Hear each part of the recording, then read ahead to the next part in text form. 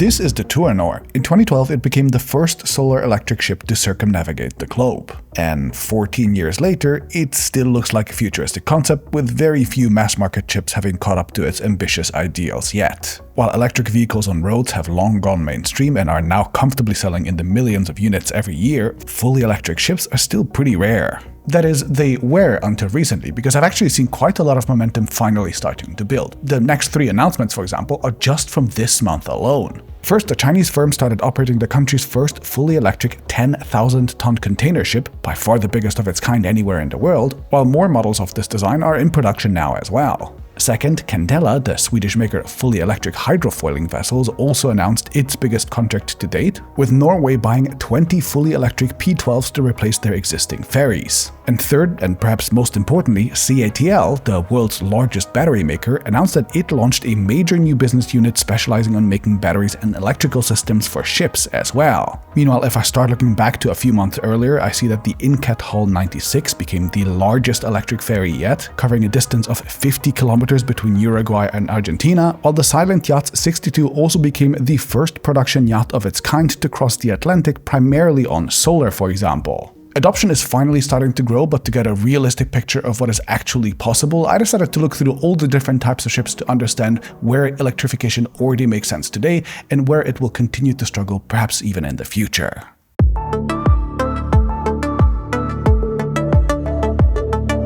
This video was sponsored by Anti-Gravity. I have to admit, the main reason I decided to start researching electric ships is a pretty selfish one. It's kind of become my dream to actually own one in the future. As you might have seen from my hobby channel Submerged, Maya and I really love diving, and we do that from boats. The loud and diesel motor vibrating through the whole yacht 24/7 even while we sleep, and exhausting its fumes directly into the water in pristine nature has always been my least favorite part of this experience, and so I've long had a dream of just getting an electric boat and perhaps running dive trips off of that myself. A quick reality check told me that this would probably be possible, but that it would also cost me $4 to $6 million. Believe it or not, that is very much not an amount of money that I have, but I still got hooked on researching on what is and is not feasible with electricity today. Overall, there are 2 primary challenges to electrifying ships. The first is charging. Most marinas and docks already have basic charging for parked boats all over the place, because even normal boats often need their batteries charged, which they use to run fridges, pumps, ACs, etc. So overnight charging of small electric boats is surprisingly easy even today, but then large ships need really specialized charging in specialized ports, and that is exceedingly rare. Even more important though is that you obviously don't have charging stations in the middle of the water, and so you can't fill up on the go, unlike with a car. This means that most electric boats can't go further than their batteries will take them, which immediately makes long-distance shipping, especially across large bodies of water, extremely difficult. And the second challenge is that while ships are reasonably efficient at low speeds, making them go fast requires a ton of energy due to hydrodynamics. Not only is water about 800 times more dense than air, which makes pushing a vessel through it at high speed energy intensive, but an even bigger problem is that normal ships generate their own waves, which get bigger and bigger the faster they go. At some point, the wave gets long enough that the ship's bottom sinks into it and the nose lifts up, and then the ship actually has to start climbing an ever steeper wave of its own making, which becomes exceptionally punishing. You can think of the energy consumption of a standard displacement hull ship like this. Even at low speeds, it roughly has to increase its power output by 8-fold each time it wants to double its speed, which is brutal, but then here is where it starts climbing its own wave. That is called reaching hull speed, which depends on the exact length and weight of the ship, but either way, the energy consumption goes completely off the charts from here. One of the only ways that ships can go faster than hull speed is by having hulls that are designed to lift them out of the water at high speeds, so they essentially start to skip along the surface like a rock would if you throw it at an angle. This is called planing. It's what all speedboats do, and while it does work, it also requires a ton of energy, and most electric boats that can do this are both really expensive and offer ranges in the tens of miles. Meanwhile, one promising solution to reducing energy consumption at high speeds is to use hydrofoils. This essentially adds a wing underwater that works the same way that wings do in the air, and it lifts the boat's hull out of the water completely to avoid the issue of waves altogether. This then reduces energy consumption by up to 80% at high speeds, which makes these at least somewhat accessible to electric boats, but in exchange you add a ton of cost and complexity to the vessels. They now need fancy electronically stabilized controllers, a more robust hull construction, etc., all of which adds cost to electric ships, which are already running at a premium due to the cost of their batteries. Still, at least you get boats like the Candela P12, which is a ferry that can travel for about 40 nautical miles at reasonably quick speeds of 25 knots.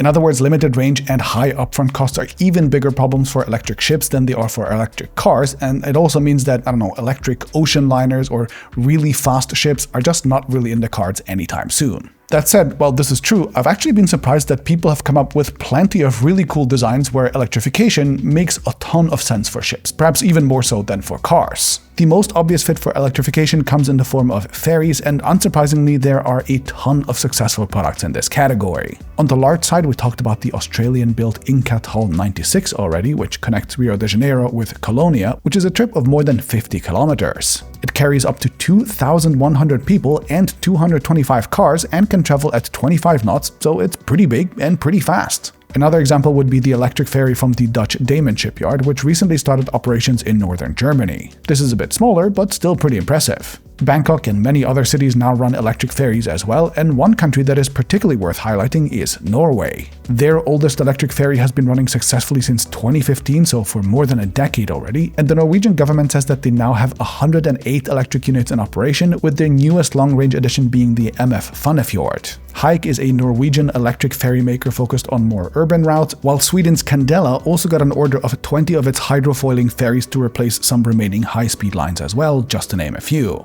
Norway, with its many fjords, is a particularly good market for ferries, and the country is so confident in its progress that for many of its fjords, it will only allow zero-emission passenger ships and ferries starting as early as this year, while larger vessels will follow from 2032.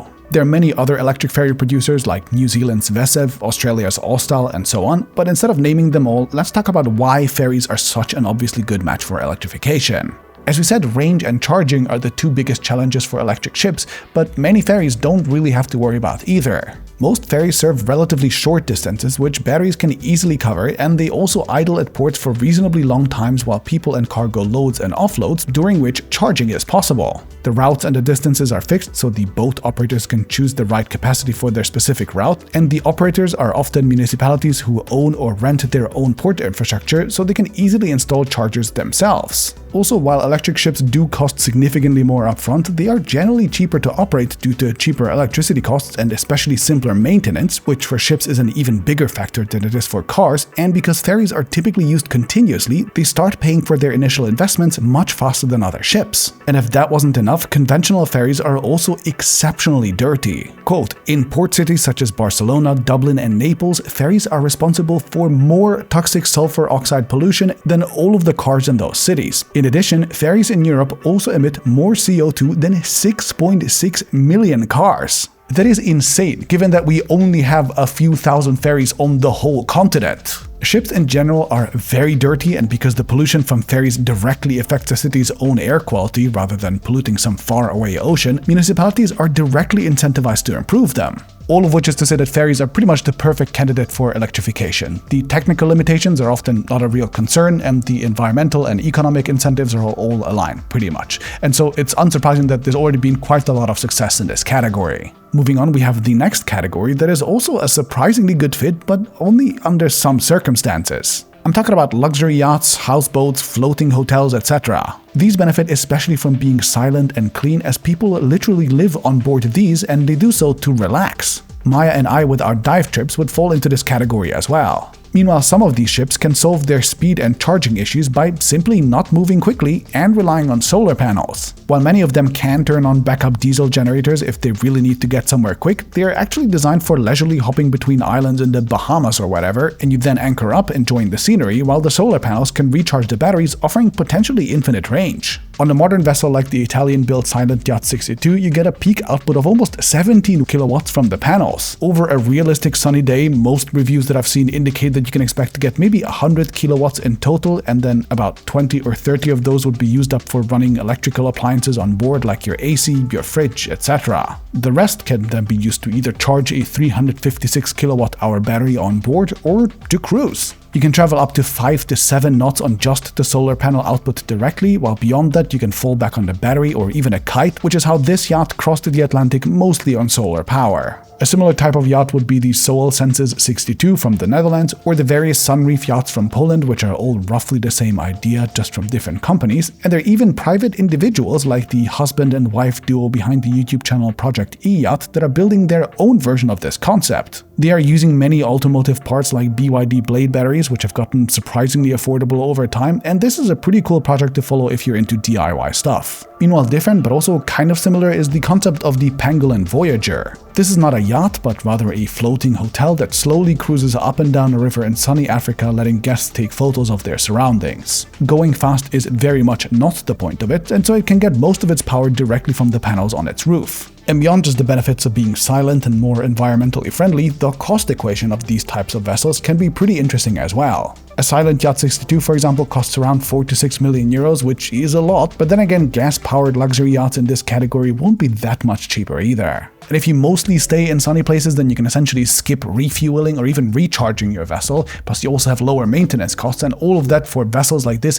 is quite a significant cost factor. Overall, I think these liveaboard ships are not quite as clear of a slam dunk as ferries are, as electrification only really makes sense for a specific subset of customer, but for those people, they are actually already very attractive, which is why we're seeing more and more companies building them. Then next on our list are container ships, and here the limitations are really starting to show. The Chinese ship Ningyuan Diankun, which we talked about in the intro, shows us what is and what is not possible today. To start with, as far as container ships go, this is actually on the smaller side, believe it or not. It can carry 740 of the standard 20-foot equivalent container units, and at first glance that might be a lot, but then it's also only 3% of what the largest ocean-faring cargo ships can carry. Also, 10 of those 740 containers will be taken up by batteries, which further reduces its useful capacity for carrying cargo. And finally, its range in the real world is also estimated at about 90 nautical miles, which is a lot for an electric ship, but not a whole lot for a cargo ship. That said, this is actually also a pretty clever design. Its batteries are inside standard shipping containers, and those can not only be charged, but also swapped out if needed. Ports already load and unload containers off of it when it's docked anyway, so that's brilliant.